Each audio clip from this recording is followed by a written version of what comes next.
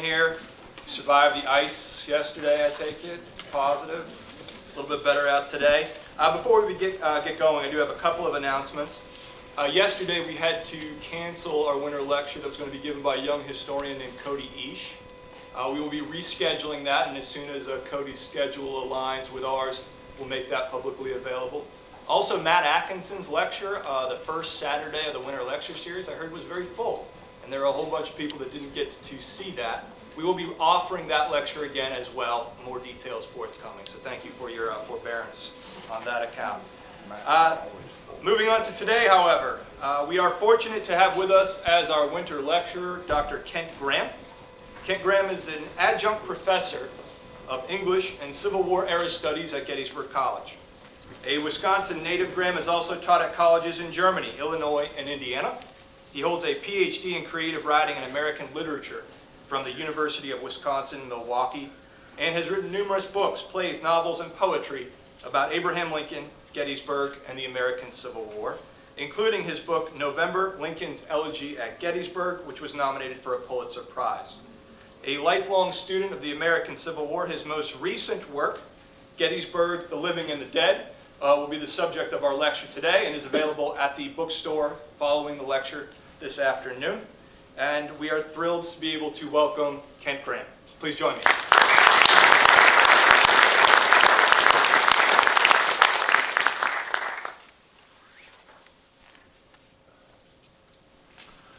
Thank you. Thank you for coming. And I'm a 19th century person. I got all this stuff. I got all these electronic things. I've got this in my pocket, and if that sounds a little strange, doesn't it? I've got another control here, and I've got this here. See, I was going to give you a demonstration. I made a New Year's resolution that I was going to learn to moonwalk this year, and I was going to do this, but I've got too much stuff, and besides, some of my former students are sitting up there, and I don't want this to be witnessed and reported. Thanks for coming. It's good to see you. Thank all of you for coming. Well, my marching orders are to talk about the book that Chris Heisey, the photographer, and I have done, and I'm going to show you some images from that book and read some selections of it.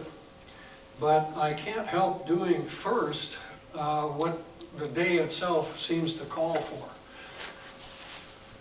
Two great birthdays, anniversaries today, and I'm sure you all know what they are.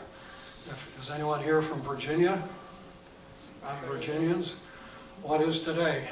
I have no idea. maybe that should be encouraging. General Lee's birthday, right? Robert E. Lee's birthday, which is that not still a state holiday in the state of Virginia? At any rate, Robert E. Lee's birthday and Martin Luther King's birthday. So how could I resist talking about the two? But as I was thinking about it, I thought, I don't need to tell you what you already know. I don't need to point out the irony of it, the historical clash, the kind of the facing off of opposites, and the interaction of the past and the present, and the essence of what so much of the Civil War was about, race and all that. So I thought I'd talk about what they have in common. I don't know that we think about that very often, so I'm just going to take a few minutes for this. It's going to be the whole lecture, but I just wanted to mention this. You might find this hard to believe, but I'm old enough to be a grandpa. I'm glad, well, I guess I'm glad you're laughing. At any rate, I've got 3 very small granddaughters, and just a couple of weeks ago we were visiting them. And my 4-year-old granddaughter she has this thing where she does musical chairs before every meal, and she orders people around. You sit there, this kind of thing, Entirely alien to my generation and my point of view and the way I was raised and raised my children. At any rate, so she was she wanted to sit in a grown-up's chair. That was my grandpa's chair. Wanted to sit in that chair. And her dad, my son-in-law, said, well, why don't you move over so Grandpa can sit in that chair and you can sit in your high chair? No. So you know how grandpas are supposed to be nowadays. We're supposed to be sports. We're supposed to be good sports. We're supposed to go along with things. We're not supposed to be the surly, quiet grandpa that sits in the corner watching the children and thinks about how the world is going to have dogs, which it is. At any rate, so to be a good sport, what do? I go sit in the high chair. It's not the thing with the little tray, fortunately. It's more like a little step ladder, so I'm sitting there. And only later did I think what I should have done is I should have gone down to the end of the table and said, you know, Grandpa isn't going to sit in a high chair, he's going to sit in a normal chair. But I sat there like a good sport, seething. And it brought something to mind. The story kind of ends there. It doesn't have a happy ending. It doesn't have a everybody hug each other resolution. No, we were fine. But I thought about it, and it reminded me of something that I think is pertinent to this particular day, this birthday of Dr. King and General Lee. When I was a kid, and I grew up in the most segregated city in the United States, Milwaukee. When I was a kid, we were the only family that I knew that in my entire school that didn't drive, didn't have a car. So we always used to take the bus. My dad's office was downtown, and we lived in a suburb of the city, and it was a trip that took about an hour or so, 2 different buses transferring. We went right through the inner city of this most segregated city in the United States. And I remember the first time this happened, I must have been, I don't know, first grade, second grade or something. I was sitting in one of the seats with my mother going downtown, and an elderly lady came walking down the aisle, and the bus was full. It was completely full. Elderly African-American woman came down the aisle, and my mother said, "Can't give her your seat, stand up and give her your seat." Now in those days, you don't do what my granddaughter did, say no. Of course I didn't want to, I felt awkward and a little bit afraid, but of course I stood up and gave this person my seat. And this would happen regularly. The bus, it was a popular route. It went, right, as I said, right through the inner city. And after a few times of my mother saying, "Get up and give this lady your seat," I started to internalize that, and I did it myself without being told. And then eventually, when I started going down on that bus myself at an age much too young probably for today, but like 5th grade, 6th grade, I used to do it without being told, without my mother being there. I just, it was just internalized, and I would do that. And one of the things that I remember about this experience was that I grew up in an era that was not really forward-thinking, progressive, politically correct about race. And what I remember now is seeing my mother sitting in the seat right next to an African-American woman. That was another part of my giving up the seat. This is what she did. I'm not sure that could happen quite as easily today, even though today is supposedly much more enlightened. We've been given permission to step backwards in many ways today, as you all know. But I'm not here to complain about that. I'm here to say that I think something that Martin Luther King and Robert E. Lee would have had in common is that they both would have stood up and given up their seats. They both would have done that under the same circumstance in the inner city of Milwaukee. Now they might have done it for different reasons. General Lee would have done it out of gentlemanly courtesy, out of good breeding, out of perhaps duty even. Dr. King would have done it out of compassion and out of believing that each person has a value equal to another person. So they would have come at it from different ways, but they would have done the same thing. It's something about civility that would have happened. And I think that is something they had in common, and maybe it's time that we start to look for things that these two wings of our political spectrum might have in common again. I think our survival depends on that. That's what this day reminds me of. And one more thought on that subject. As many of you know, at McLean House and at Appomattox Courthouse, General Grant was waiting inside with his staff. And General Lee entered, and he saw Lieutenant Colonel Eli Parker standing there, as a full-blood Seneca Indian. And apparently at first, General Lee thought that was an African American, and he just kind of stiffened and froze. It was a kind of natural reaction given his upbringing and all that. And then he realized, I think, and then he said, I think quite graciously, that you are, we have a true American here. Some of you know the exact words more than I do. We have a true American here. And Eli Parker, God bless him, said, sir, we are all Americans. It still moves me to, excuse me, to think about that. But I think that's something we need to recall. We are all Americans. And there again we have that mixing of the two traditions, the two types of people, their two backgrounds and all that. Anyway, something for us to keep in mind, and I didn't want to let this particular day, this particular coincidence go. Well, now to this book. Chris Heisey has been to the battlefield. He keeps track of this thing. He's a professional photographer, and he has a professional photography job, so he keeps a log. And he told me recently that he's been to Gettysburg 10,000 times. That boggles my mind, 10,000 times. But it tells you something about art. I think it was Woody Allen, unfortunately, who said this. You got to show up.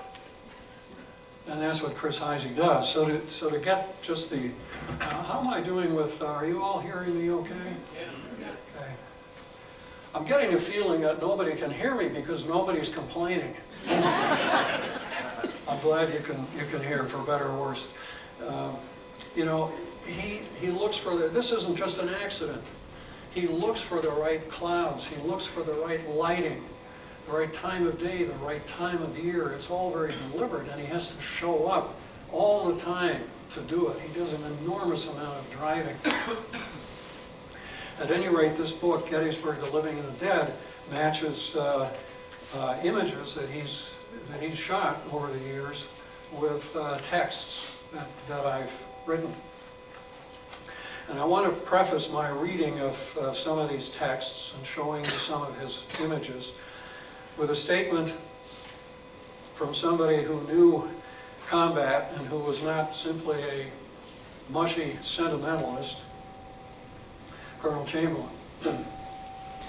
He said this when he was in Gettysburg in 1889. A lot of you know this quotation. In great deeds something abides. On great fields something stays.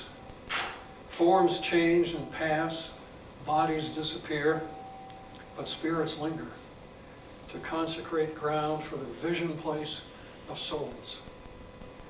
And reverent men and women from afar, and generations that know us not, and that we know not of, heart drawn to see where and by whom great things were suffered and done for them, shall come to this deathless field to ponder and dream. And lo, the shadow of a mighty presence shall wrap them in its bosom, and the power of the vision pass into their souls.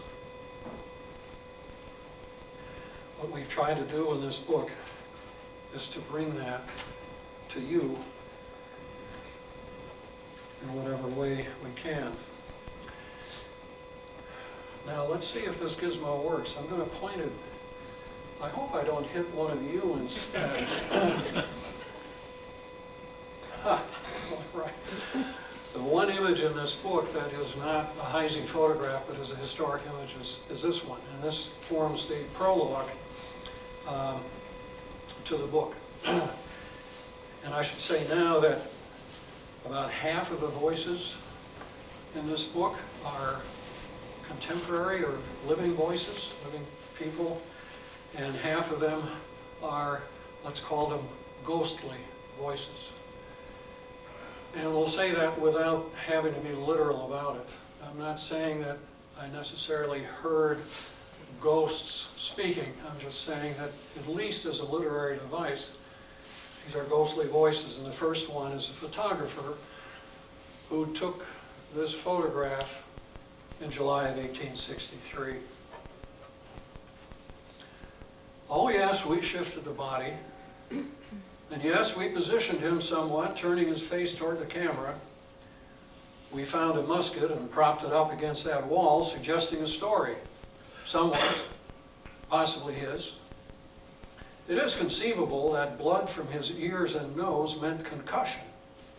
A Federal gunner could have cut his fuse so that a shell exploded precisely overhead, killing our young man. The blunt facts are indeed that he was in the battle and that he is dead. But of course, we created a composition. What is art? Selection and arrangement. Photography is an art. A bloody face is only horrible. We didn't mean only to frame the grotesqueness of war. Our photograph, our portrait, was not of gore, was not even of him exactly. We meant to photograph his folks back home. Not their faces, but their love and grief. We tried to picture pathos and pity, the loss his mother felt, his sister felt, perhaps a young and hopeful wife waiting. His body was insensate, empty, an object, but their sorrow, unspeakable, found expression in the photograph. A young man, someone's darling, someone's child, childhood innocence recalled in that repose, that's what we meant. War is loss. War is families destroyed. Oh yes, no doubt, he was not innocent and neither was his family. Could be he was the sharpshooter who murdered Hazlitt and Weed. And Southern women were the backbone of the war. The rage of battle was partly their rage. None of us is innocent. But somewhere beside our murderousness, does there not flutter the better angel of our nature? Is there no light within? That is what we're after. Like all the portrait artists of the past, our medium is light. The medium of everything is light. Without art, it's all a hash of flesh and blood and gore. Our photograph shows nothing of the stench. Can you imagine what the odor was the day we photographed that boy? Horses and men unburied, flies and brazen billions. We vomited what little food we ate. Decay everywhere. We're dying now. Even Vermeer was forced to catch his light between the sausage and the privy, the rank sweat of a summer afternoon thickening the musty air in his studio. In the midst of life, we are in death, the old saying goes. But also, in the midst of death, there's life. And so, we bear its light. We make visible the invisible. It's all murder. Creation feeds upon creation. Flesh devours flesh, and the wise die, as Solomon wrote, no better than the fool. And yet, isn't there something else? Something essential that is ordinarily unseen? It's all here on this battlefield. Cruelty and courage, senseless death and higher purpose, horror and nobility, the flesh and the spirit. Battle is life compacted. One little bit of light enters the camera, the eye, illuminates the dark, illuminates the imprisoned soul, and the blind see.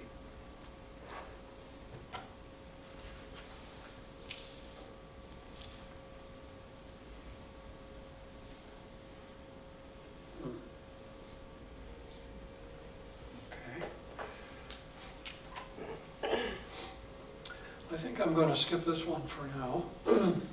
Given time, we'll come back. General Warren, the so-called savior of Little Round Top. There were many saviors of Little Round Top, as you know. As Bruce Captain said, it was a day that took a lot of saving.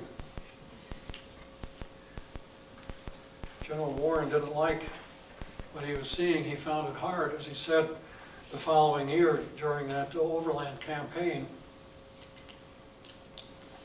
He said, it's like one long funeral procession going past me, and it's too much. So maybe this is something like what Warren might have said if it could be, it had been put into verse.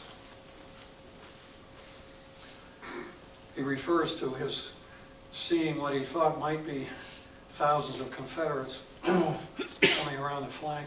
I saw them in my mind before I saw the light reflected by their burnished rows of steel. I was right. They were coming. I saw the marching thousands, their line extending to the bloody bitter end, a faithful, brave procession to their heroes' graves. For better or worse, I saved this hill.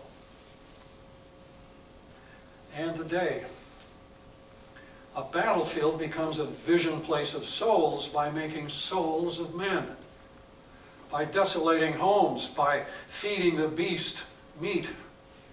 The New Jerusalem is built of stones inscribed with names and regiments.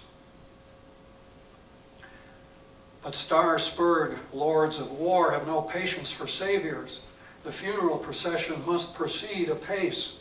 The wilderness and cold harbor are what I saved when I saved this hill. The only thing that is worse than such a victory is, I know not what. Curse the need for death, the need for endless sacrifice, and curse the bridegroom that devours the holy bride. When Zion hears the watchmen's voices, be prepared for Hamlet's feast. Draw down your blinds and say your prayers.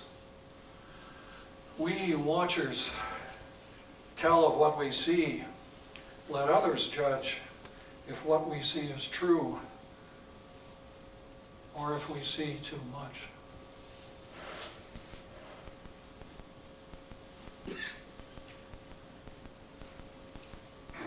For some reason it keeps wanting to go back. An inherently conservative device.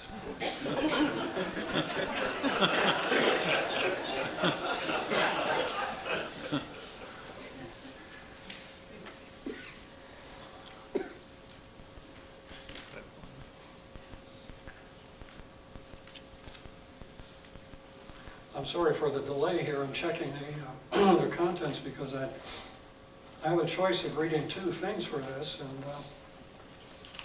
I wonder if there's too much color. Well, let's try this. This is a photograph that Chris took. You know the witness tree at Devil's Den. So this is the witness tree in probably December. And it was cold. I remember him telling me how cold it was. And he went there and he opened his camera and he sat there for hours while the star trails went around the North Pole and froze his wallet or something. I think right there. Let me find a... Okay, this is one piece called Night at Devil's Den. This is spoken by a soldier who was in that New York regiment. This is another ghostly voice. They all have different points of view, and I trust that you understand these are not all expressing my point of view. I try to let the person say his or her part, without imposing something on that person. It might sound crazy, and how do you do that? Don't you just make this up? Well, it's not quite like that. At any rate, Night at Devil's Den. What fools we are. Of all God's creations, we alone behave lower than what we know.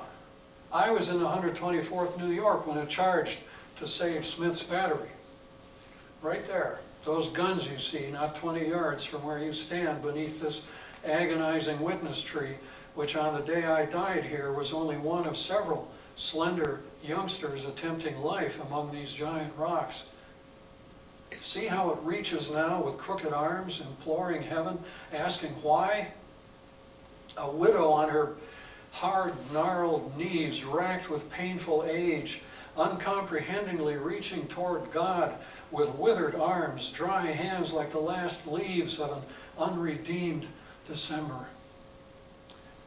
Look up, there's Polaris, the cold and pure North Star, which flickers heaven blue and cobalt, high at the center of all its circling stars. There glides fierce Arcturus with his sons, and the drinking gourd so many trembling slaves pursued, directing them to freedom, as certain a beacon as heaven is sure, above us fools, above our mad, distracted earth. Those 7 stars that circle it, the 7 stars that point, the Ursa Major and Minor of rapt astronomers, are your poor eyes able to discern their jewel-clear colors? Unfurl the colors in your mind, watcher. I see many glittering hues of blue, our true uniform, attended by greenish white, by topaz, yellows pale and deep, brilliant white, pale emerald, and by the aging flames of red stars swollen out with burning through the silent eons. All whiteness and children of the artistry of God. But here below that 2nd of July, we raged like rabid wolves. We who knew the universe contemplated the stars while lying on the grass in summer, watching for shooting stars. See one there, shooting each other's bodies. Bodies made of particles descended from the stars. Starlight incarnate.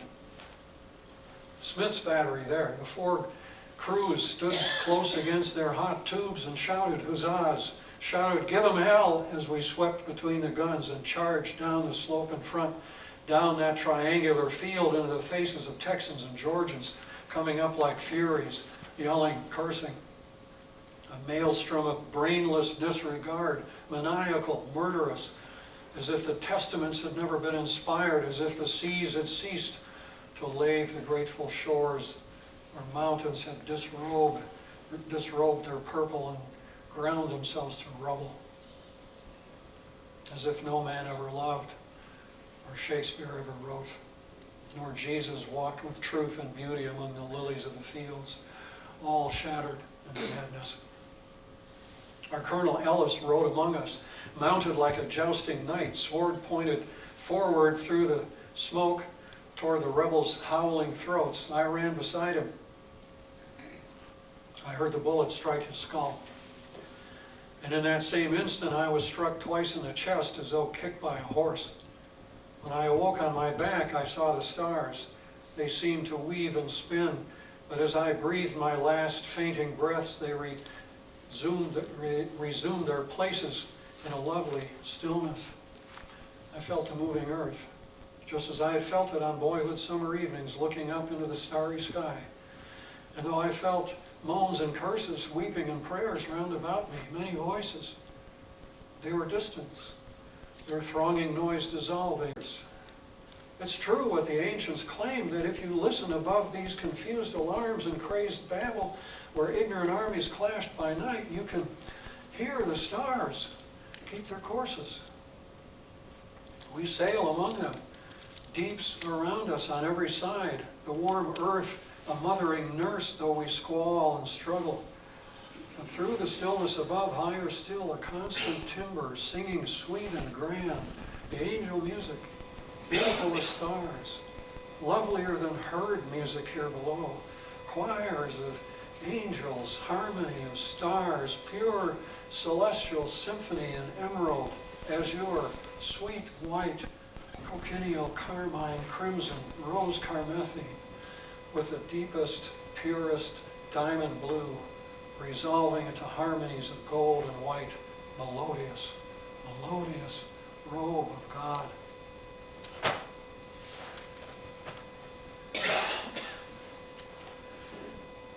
Now, I don't want to make any insinuations concerning the age of any of you here, but when I said carmine, crimson, and rose carmethine, how many of you thought Donovan? Good for you. All right. Wear your love like heaven.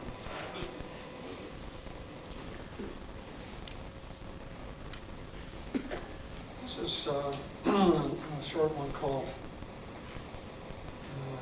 Bluebird, but I think I'm going to read the one that isn't written to match it instead. It's called Heaven. It's fairly short, and this is the voice of a mother, and as many mothers did, when they got the report that their son had been wounded and was in Letterman Hospital. They got on a train and came to Gettysburg. This is the voice of one of them.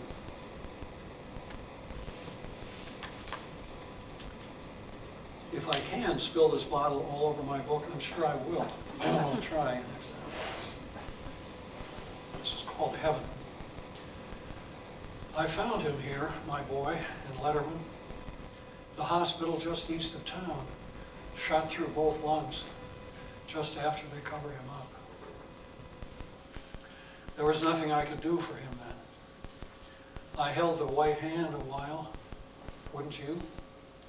Wouldn't you have prayed that the bitter cup could pass from him, that he'd come back to us? I prayed all of that. My mind was confused. Finally, I walked outside and I thought, if God came down to earth, what would he do? Would he banish pain? Would he stop the wars? Or would he wipe his neck and say, it's hot, and stand there in his faded coat of blue beside the pearly, evanescent door? I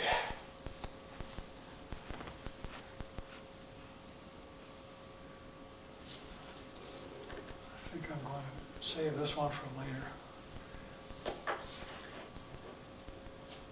This is a living voice, and it's a piece called Parish, and I don't have to tell you because it tells you itself, but it's a battlefield guide speaking.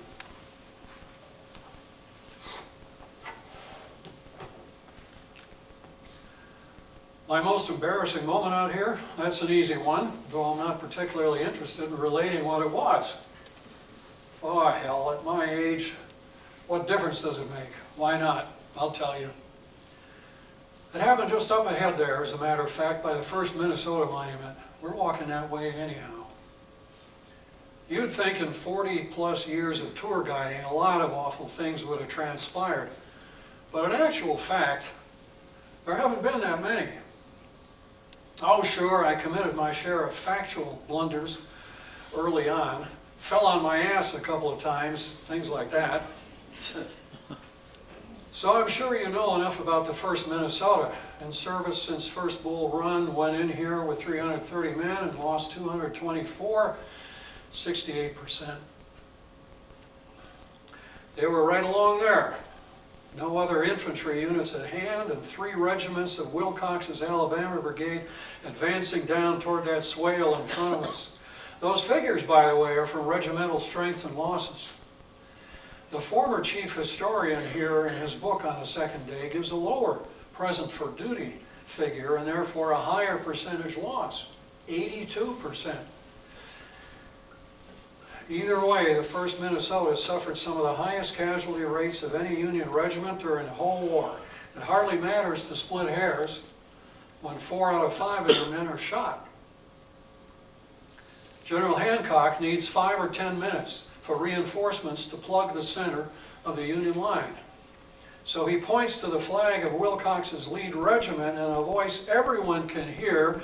He shouts, "Take that flag!"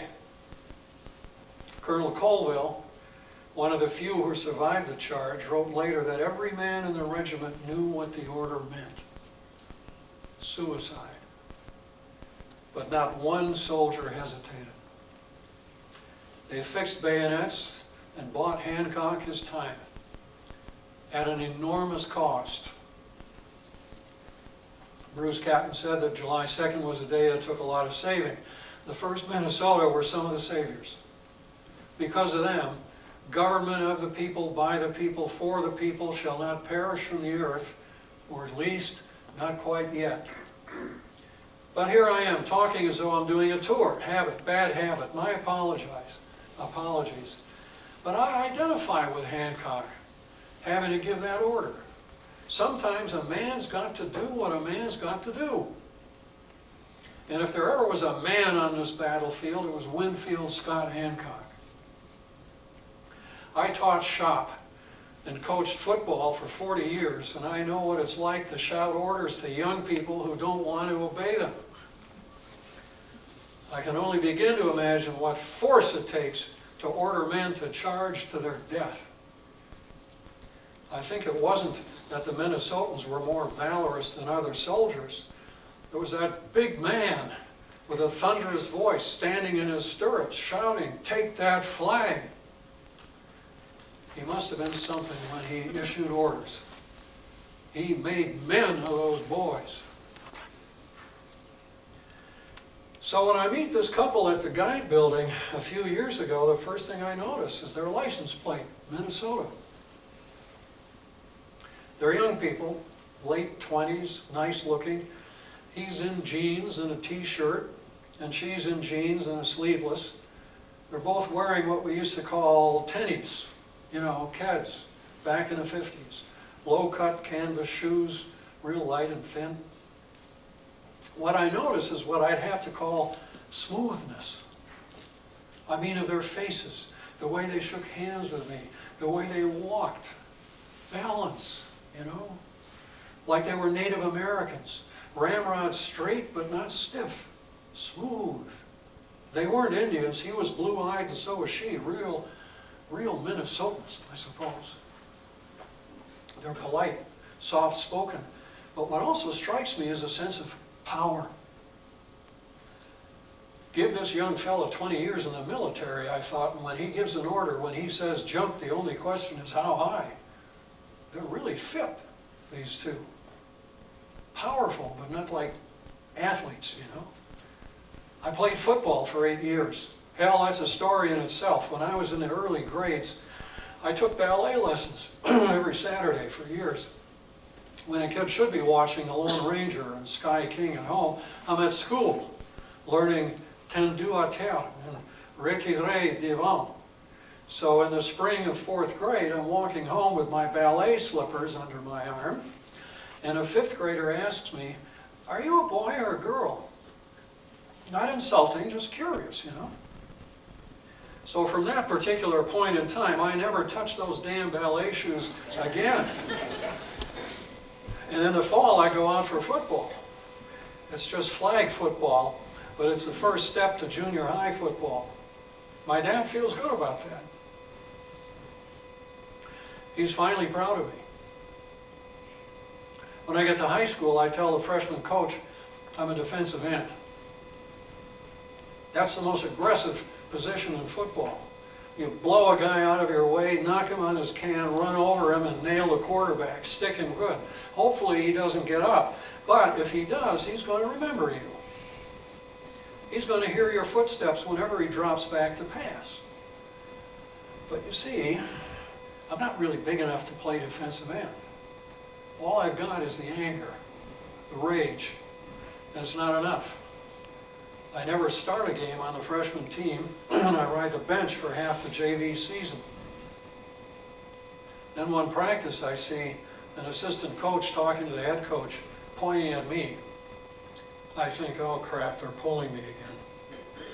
The assistant calls me over and tells me, Jerry, you're not a defensive end. You know it, and I know it. If you want to stay on this team and play football, you're going to work with me after practice every day for the next 2 weeks. He turned me into a wide receiver. I had quickness at defensive end. That's all I had going for me, that and height. Grace is what a wide receiver needs, and willingness to get hit. You're in the air with a ball like a Gramm and the quarterback crashes your ribs at 50 miles an hour. You have to feel a little suicidal. But I did. And I had speed, agility, quickness, air.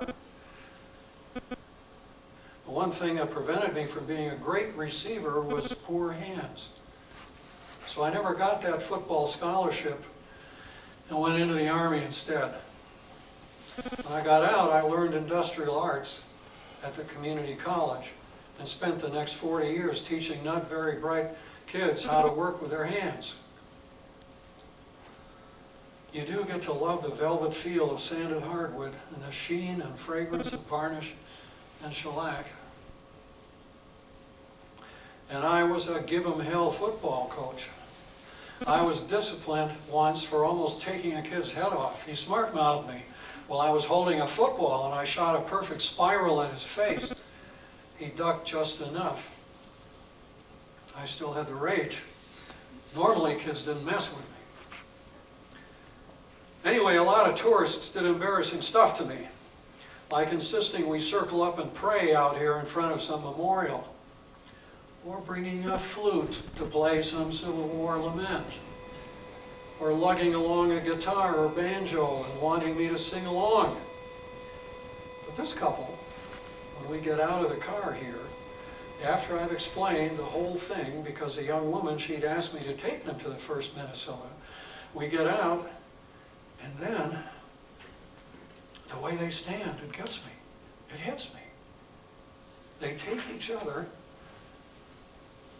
by both hands, a perfect enfance, and I get this chill.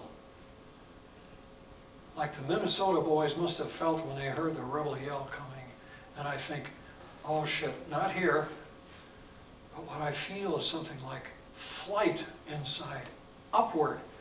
They do a pas de cheval, and then a dégagé, and then into such a lovely, airy pas de deux that without any idea what is wrong with me, I burst into tears. I just stand out here and bawl. An old bull-necked guy with a steel gray crew cut out here bawling. I was a forceful guy. Played hell with my first marriage, and I don't have the greatest relationship with my boys, so it's gotten better lately. What I'm saying is that this couple, they walk back toward me, and she lays a hand on my shoulder, and she says, "You understand." I didn't think I understood shit. As far as I knew, I just stood there like a grade schooler blubbering. I can still feel her hand. I suppose they were with the Minnesota Ballet or St. Paul Ballet or whatever they got up there. He put his hand on my shoulder too as I got in behind the wheel, and he said, "Thank you." I still don't think I understand what all that was about. But ever since, I can't come past this monument with a Minnesota soldier up there flying forward. Can't come here without tearing up a little, as you can see. Maybe that boy up there was one of those who perished. A lot of boys perished.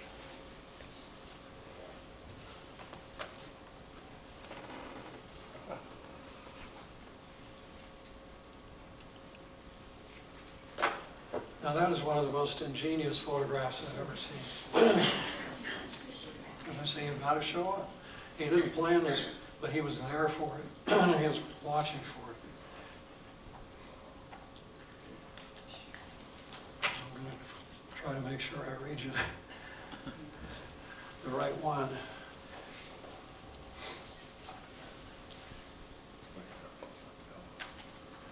It's called Stars and Bars.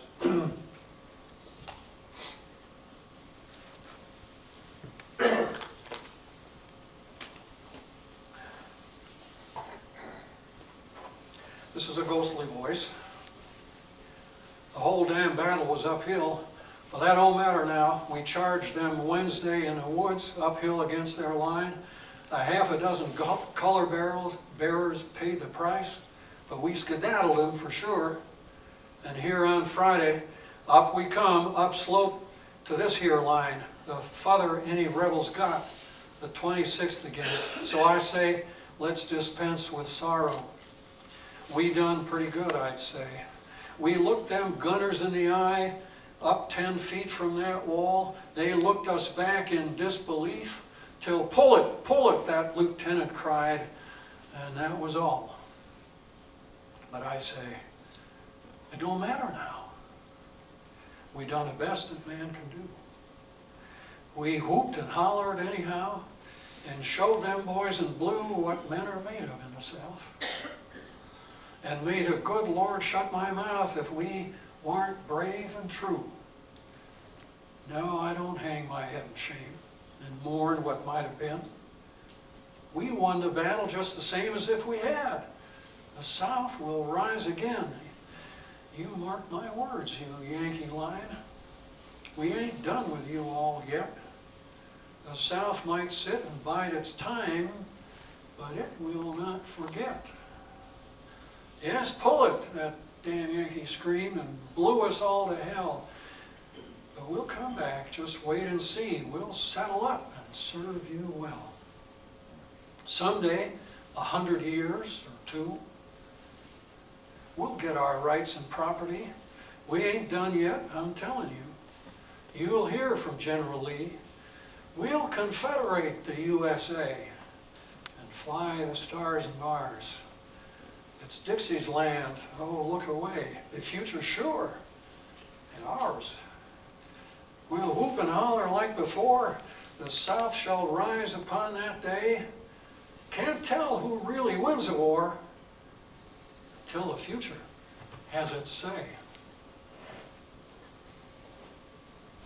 Have a nice day, everyone.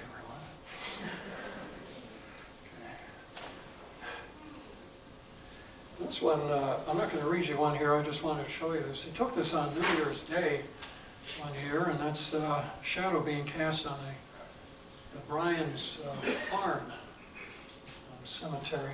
So this is General Wells. It's a short little piece called Faith.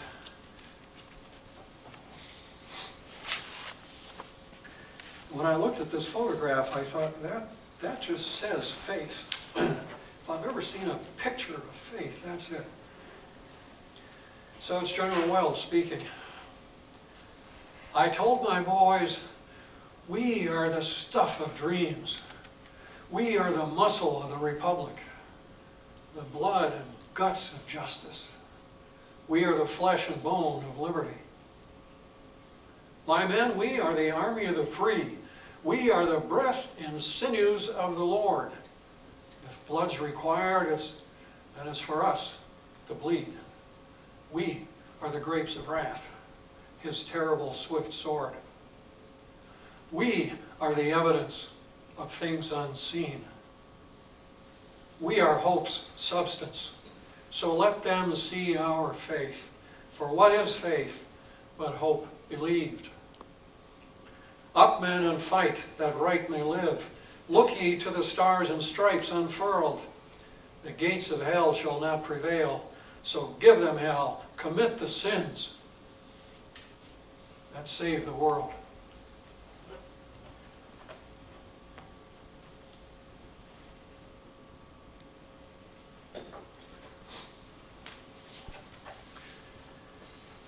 This is a ghostly voice. The little chapter is called Night. And it's the voice of someone who was a small child at the time of the battle.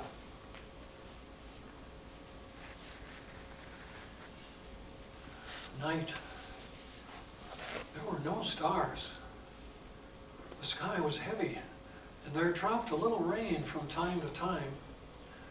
The ground, already wet with rain and blood, could soak no more, so rivulets rang here and there in the fields, rivulets swollen like maggots. You heard and felt the heavy rolling of the rebel army pulling out. All night, they left their dead. Tomorrow, all our own dead would be buried by their comrades, and it would be too late. My mother held the lantern, looking at the men whose faces were turned up. The ones turned down, I had to roll. I cried the whole time, but she didn't seem to notice. The soldiers in the fields who'd lain upon their backs since Wednesday looked like swollen Africans. The sun had burned them black. The ones whose eyes were open frightened me. The whites stood out so hideously. But Mother said they were all dead. The living ones were in the barn or had been carried to the seminary. What are we looking for? I asked, as any child would ask, but Mother didn't answer, only walked on, bending, with a lantern shining on the trampled hay. Then she would light upon a body and would look. Who are we looking for? I begged. Not who, but what? She said, concentrating on the little spread of light ahead of her. Why must we come out here tonight? I asked that too. She didn't answer, and I think she couldn't. 3 days down cellar had unhinged her mind. I know that now, but I was more afraid of her that night than anything else, except a rebel officer who left the pike and walked his big horse over toward us. My compliments, he said, a tall, high figure in the dark. His hat was black, his beard looked black against his cold, dark slicker. The stirrups gleamed a little from the lantern, and the horse showed its yellow teeth, chewing the bits. It threw its head from side to side and tossed, but stood still while Mother's lantern cast its droopy light. Our clothes were sticking to us in the warmth and drizzle. We weren't the only ones out there. Squares and shafts of light spread from the barn and outbuildings where doctors worked.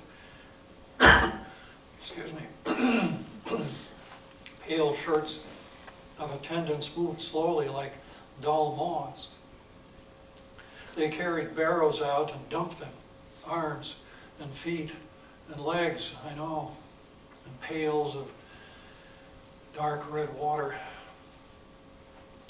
You hadn't ought to be out here with a small child, ma'am. May I be of some assistance to you? Mother shook her head. Then, ma'am, I'll escort you back to your home. I looked across the dim fields toward the Fairfield Road. It was choked solid with walking men. Your safety is concerning me, you'll understand. She shook her head again. He touched the brim of his hat and said, just as you wish, ma'am. The big horse turned and made its way across the field. A horse won't tread on bodies that it sees. I shivered now despite the heat. Please, Mother. Excuse me, why? I want to go back home. She looked at me as if she couldn't understand why I would ask, and said, I'll know the face. I'll recognize him. We'll find it with him lying on the ground. I saw it in a dream. It's here. What's here, Mother?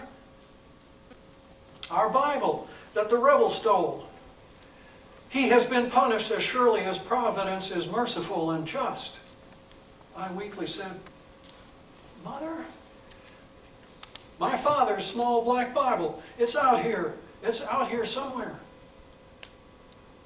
Far into that night, we looked for the Bible on the field of the dead.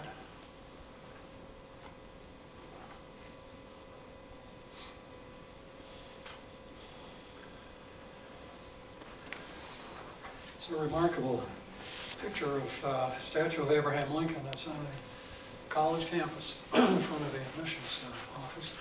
And I had meant to read you lots of pieces about this one, but I don't think we're going to have time, so I'm going to skip to one of the last couple here. Not that one. This one.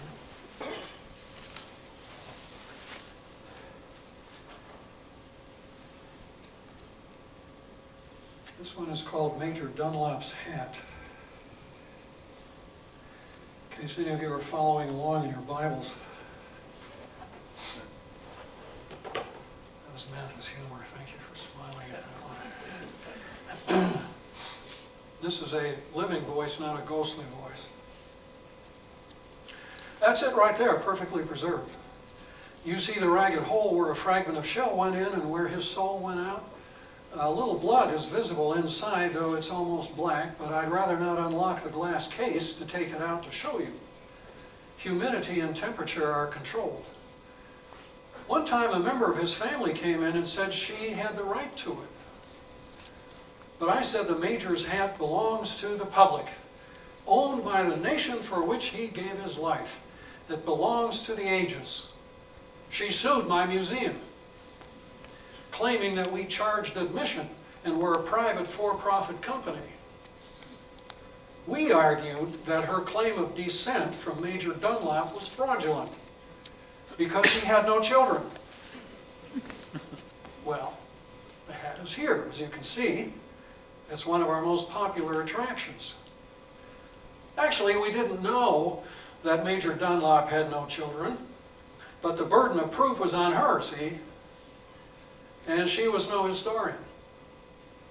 She came to the hearing drunk or probably on some medication. Whichever, it did her case no good. All these little things affect the court, you see. Which is to say, they affect the judge, who is a human being, first to last. Essentially, there is no justice. Or at any rate, there's no justice in this world. Justice might be blind, meaning impartial, but I think she's just stone blind and subject to a pinch now and then. What's that? I have no idea whether Major Dunlap died for justice.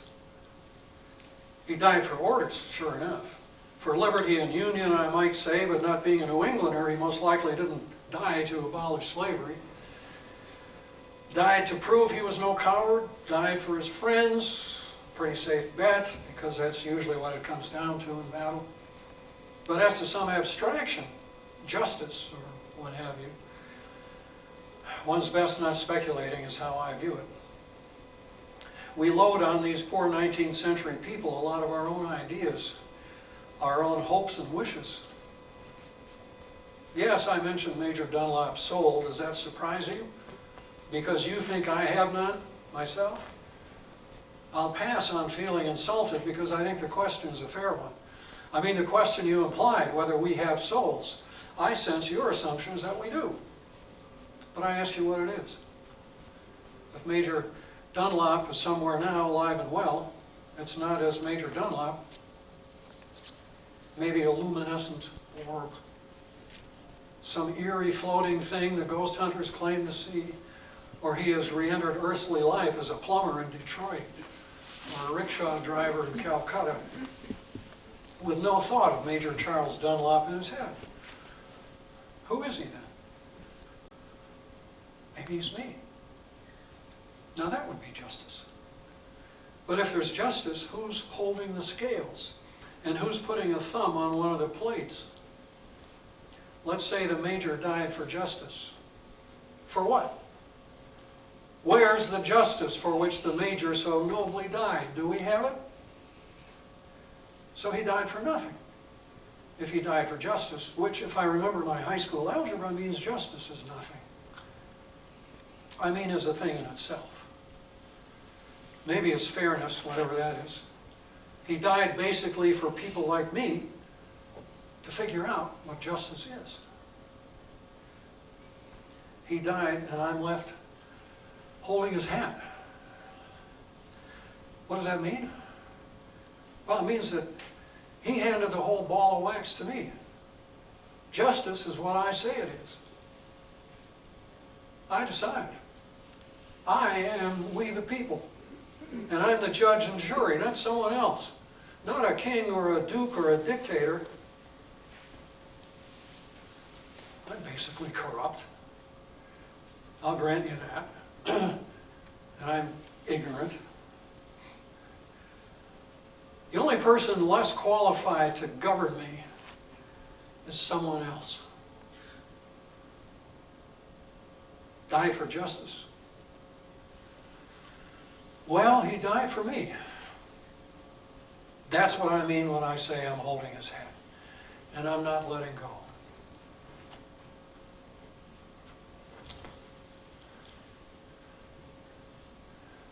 Well, we have to back through, because I have time to read you one more, which is meant as that's the one. Short piece called Light. I meant to have time to ask questions. It's probably the course of safety and discretion not to leave that time. Apparently, there will be some time. I'll be signing books, or maybe a book for all I know, in the bookstore. If you have some questions, I could perhaps answer them. This one is called Light, and it is meant to go with this photograph. And it's a ghostly voice, but whose it is exactly, I can't tell you. You living seek the light of ages. You crave the courage and the faith still shed from our ghostly faces. Some light that lingers after death.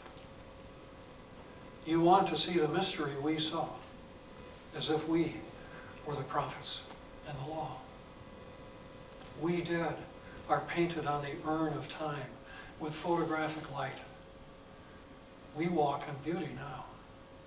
We burned with what each other thought was right.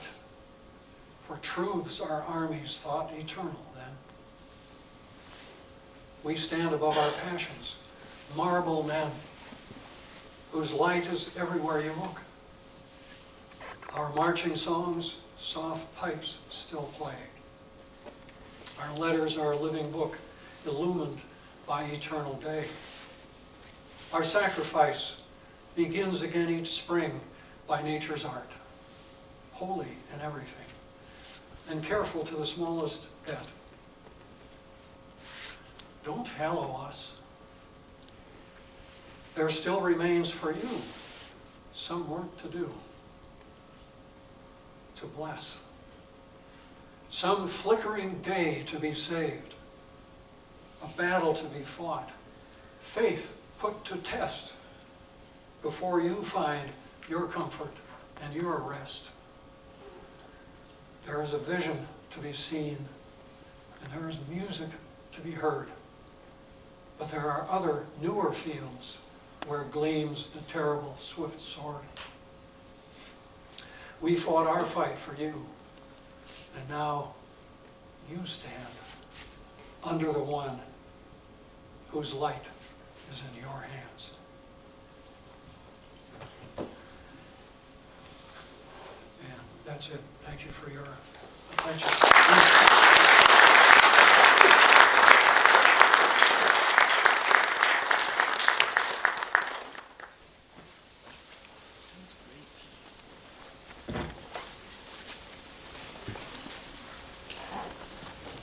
Again, folks, thank you so much for coming. And as a reminder, Dr. Gramm will be signing his book in the museum bookstore.